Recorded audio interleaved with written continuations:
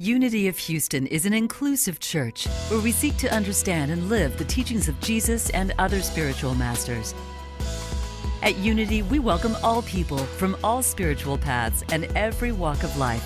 We celebrate the diversity of our city and of our world, and we teach love, tolerance, and oneness, seeking to live in harmony with open minds and open hearts. Wherever you are in your spiritual path, you are always welcome at Unity. Join us and discover that the life of your dreams is already within you. So, how are you feeling about everything new? You ready to bring it on? Can you say it with me? Bring it on. Bring it on. Bring it on. I had the blessed opportunity to get to hear one of the wonderful New Thought artists, Janice Stanfield, sing that song. That song is by Daniel Nahum. She covers it. And she said, you got to be careful when you start telling God, bring it on. Because she said she started singing that song again and again in concerts, and all this stuff changed in her life. And just good things and just a lot of change. So you're really opening up the floodgates of what is possible, right? Bring it on. What's new? What's possible? Scripture tells us in Romans 12:2, do not conform to the pattern of this world, but what? Be transformed by the renewing of your mind. So what that passage tells us metaphysically is that there is a way of the world. There is a certain worldly way of thinking, and it is adaptive for us to conform to that way of thinking and being because we want to connect with people, we want to succeed in life, we want to move forward, we want to maybe just survive, right? And Scripture tells us there's a higher way to think than just trying to figure out what everybody else wants us to do and be.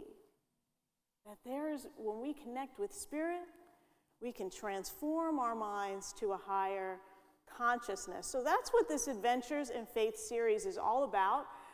On Wednesday nights, we are continuing the series that is going on all week in the Spirit groups and begun on Sunday by Reverend Michael. He gave a wonderful talk on affirmations and denials. Check that out if you haven't checked it out yet. And so I'm going to be continuing with that topic with my message, Tools for Renewing Our Minds, so that you kind of have an idea of what those tools are as we continue. So this is a study of Lessons in Truth by Emily Cady, and Emily Cady tells us that we can transform our lives through changing, upgrading, amping up our thoughts, our words, and our beliefs. Jesus tells us in the Gospel of John, you will know the truth, and the truth will set you free. So you probably heard some people add to that, but first it'll tick you off, right? Why? What's so hard about knowing the truth? Have you thought about that? Well, what's the hard part? Well, okay, if we transform spiritually by renewing our minds, when we go into our minds, what kind of stuff do we find there? We might find some tough stuff in there, some pain, some ugly stuff, like when your friends come over for a dinner party and you just take everything and shove it in the closet, right? All the kids' toys, all the, whatever's laying around. Well, they're not going to look there, so you shove it all in there, and whoever opens that door next, they're going to get a pile of junk all over them. So your friends might think that everything's spick and span, but you got some junk in the closet you need to clean up. So we know that our exterior lives can be a reflection of our subconsciousness. We know when there's some clutter in our lives, we may be having some cluttered thoughts in our consciousness. So there's that stuff, right? This is a study that leads us to freedom, and it's a study of doing that inner work, and the inner work takes looking at that stuff. There's a book of sayings of Jesus that was uncovered in the Nag Hammadi Library in 1945. It's called The Gospel of Thomas, and Jesus says it this way. He says, the seeker should not stop until he finds. When he does find, he will be disturbed like the closet, He'll be disturbed. After having been disturbed, he will be astonished. Then he will reign over everything. Everything. So we know that these sayings have some hidden meaning. There's a metaphysical way to look at them beyond the literal. Jesus was always talking about things at the level of consciousness, of discovery within ourselves. So when we look deeply within, he says, when you seek deeply within. Seek until you find. And what do we find that could be disturbing? Well, we could find that something that could be disturbing is that we might think that our lives are all happening to us. All this stuff that's happening around us, we're just responding and trying to keep up with the busyness and what people need and trying to make things happen. And when we discover the truth that we have control of our own experience, of our own consciousness, of our own response, our inner experience of what is going on around us, that can be disturbing. Hey, wait, I have to take responsibility for my own thinking? I thought it was her fault or his fault or all their fault, everybody but me. Recognizing that we have the power to create. And I think once we really get that, and we move past the disturbing part of, I've got to do some inner work here, and we start doing that work, then we become astonished that when we take a step towards Spirit takes 2 steps towards us, is a kind of metaphor for that we get ourselves into the flow, and we notice how the work works in us and transforms us. And we kind of clear up our lenses, clearing up the gunk which we've seen the world through, and start to see things more clearly as they are through God consciousness. So if you see that life is against you when you're looking out into the world, you're going to look for all evidence of life being against you, aren't you? You're going to interpret that person walked through the door, they didn't hold the door for me, they don't like me. That person pulled in front of me, they cut me off, they're trying to kill me. Just everything is against you. But then when you start seeing life as being for you, perhaps here's an opportunity for me to serve and hold the door open for them, because maybe they can't hold the door open for me today. Or perhaps this is an opportunity for me, instead of honking my horn and getting crazy, to just let it go. Just let it go. And start practicing our spiritual practices so that we see that we choose happiness or unhappiness. And every day we get to make a new choice. Now, the thing is that these thoughts of life being against you, negativity and all that, we call it error thinking in Unity and metaphysics, and that it's not all you, okay? It's not all you, so you can let go of some of that. Charles Fillmore says, our Unity co-founder, he says this: human consciousness is made up of a multitude of false, personal, and collective beliefs. So it's not just our own beliefs about our experience, but also collective consciousness, all that thinking that's going on around us. We're affected by it. We know that when we turn on the TV and we see all that, all the news and all things going on, and that we take that in and then we begin to interpret life through that lens. And it's also just, it's available in consciousness. So we want to become astonished. We want to move past the disturbed part. When do we become astonished? I'm ready to be astonished. So that astonishment I see is coming when we recognize that in the midst of all that thinking and collective beliefs, personal beliefs, and everything, within our mind is God mind. That it was never outside of ourselves. It was never hidden out in India somewhere. That it was always available within our consciousness as a phase of our consciousness. And why is it hidden? Well, you got that closet of stuff, remember? That lens which you're seeing the world through, which is limiting what you're seeing, right? Truth has always been available to us. But Jesus tells us that after we're disturbed, we become astonished, and then we are able to reign over everything.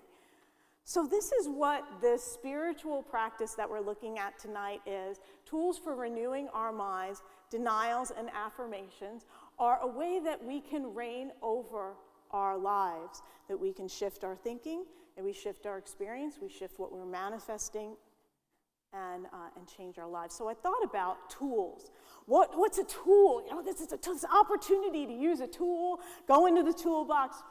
What tool is a good illustration? And I thought of a hammer. I've never heard anybody talk about a hammer for denials and affirmations. Have you? I don't know. Anyway, I thought it was so original. The divine mind revealed to me hammer. So I'm looking at my hammer, and it's denials and affirmations, right? You've got, this part is called the face of the hammer. So this is the affirmation part. This is the part where you're nailing into your consciousness this new idea, this new thought, this new way of seeing things. Now, if you take a hammer and you strike down hard on the nail, what happens? The nail bends, you get a dent in the wood. It doesn't necessarily get to look good. You might hit your finger. The best method is tap, tap, tap, right? You tap the nail in. So when you do it repeatedly, that's what you do with affirmations. You repeat them again and again, and then you've got the nail right where you want it to be. It looks beautiful. And then, okay, so you've got the other side. This side is called the claw or the peen of the hammer. Notice it has two prongs. So I think of that as our divided consciousness, separation consciousness, duality, right? This is the part where if you look at the face, you're not seeing all this stuff back here that you've got to deny, all your stuff. It's kind of hidden behind the back, but you turn around, there it is, right? It's all back there. So we get into our spiritual practice and we get to recognize that we've got some dualistic thinking that we want to remove. So we've got those rusty old nails, broken stuff, just twisted things, all that stuff. We want to use the denials to remove them from our consciousness. Charles Fillmore said, thoughts are things, they occupy space in the mental field. It's almost like a nail, or all these thoughts. Imagine how many nails it took to put all this wood in this building. How many? Hundreds? Thousands? No, so many. Like our thoughts. We have so many.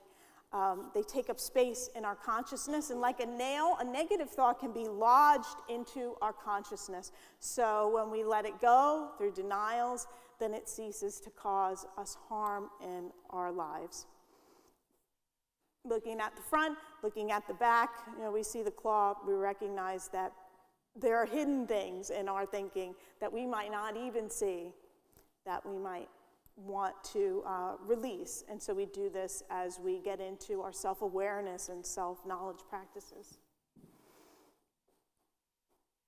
So denials and affirmations, they're called the training wheels. We call them training wheels in our spiritual practice because the thought is that eventually you can not have to, you'll just be in the flow of the consciousness, right? You won't have to work so hard at it. But then again,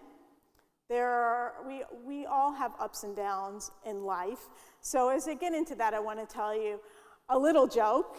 See if it's funny. Do you know what is the hardest part of riding a bike? The pavement. The hardest part of learning to ride a bike is the pavement. So yeah, we all have times where we hit the pavement in our lives, don't we? Even no matter how hard we're working our spiritual principles or coming to church and going to our spirit groups and all those wonderful ways that we nourish ourselves, we can lose a job, we can have a death, and we can have a diagnosis that is unfavorable, ways that we hit the pavement. And now we have these tools to face these situations and remember God's presence and God's love within us, as us, okay? So denials and affirmations are keeping our consciousness steadied on truth, like riding a bike. I thought about this. I thought about Peppa Pig. My daughter watches Peppa Pig. She's 3.5. I love Peppa Pig. It's a fun show. And Peppa was riding her bike one day with her friends, Susie Sheep and Danny Dog and some other cute animal people. And they were riding and they said, "Peppa, you have your stabilizers on." They're English, you know, and try my English accent. In England, they call training wheels stabilizers, and Peppa was embarrassed. She said, she couldn't ride her bike with stabilizers on because, you know, her friends didn't have them anymore, and she tried to pull them off. She couldn't pull them off, and so she went to her dad, and her dad was able to remove them, and then she couldn't just start riding the bike because she didn't know how it felt to be balanced. Her dad had to hold onto the seat while she started pedaling until eventually she really found her way in her steadiness, and off she went. So I think that that's a great illustration of how when we begin to release the training wheels or release whatever it is that isn't serving us anymore, so we can be in alignment with Spirit, recognizing that we have that support of the divine, holding on to the seat for us as we move forward and are able to let go and find our own way. So denials. Before we begin rebuilding anything in our lives like we would with affirmations, we've got to remove what no longer serves us. It's like our house catches on fire and you call a construction guy before you call the fireman. Too soon, right? You've got to call the fireman to put out the fire first. So this is denials and affirmations. Emily Cady says, almost hourly, little vexations and fears come up in your life. Meet each one with a denial. So she's not talking about just the big stuff. She's talking about the little stupid things that annoy you. Even that, she said, use denials and affirmations because you don't want all that disturbance. Eric Butterworth says, you're disturbed because you're disturbable. If you have a disturbable consciousness, you're going to be, everything's just going to irritate you because you're in that space, right? You've been there? You've been there? Yeah, I mean, we're all driving the traffic in Houston. It's a spiritual practice. A lot of construction now, right? I am calm and centered. I will get there on time. So a denial, now the thing is, denial can be a confusing term because of the way that we understand it in psychology, like being in denial, as in like you're in denial that something really exists or is happening. You're trying to ignore it. That's not the way that it's meant in metaphysics, which is why I prefer a different word.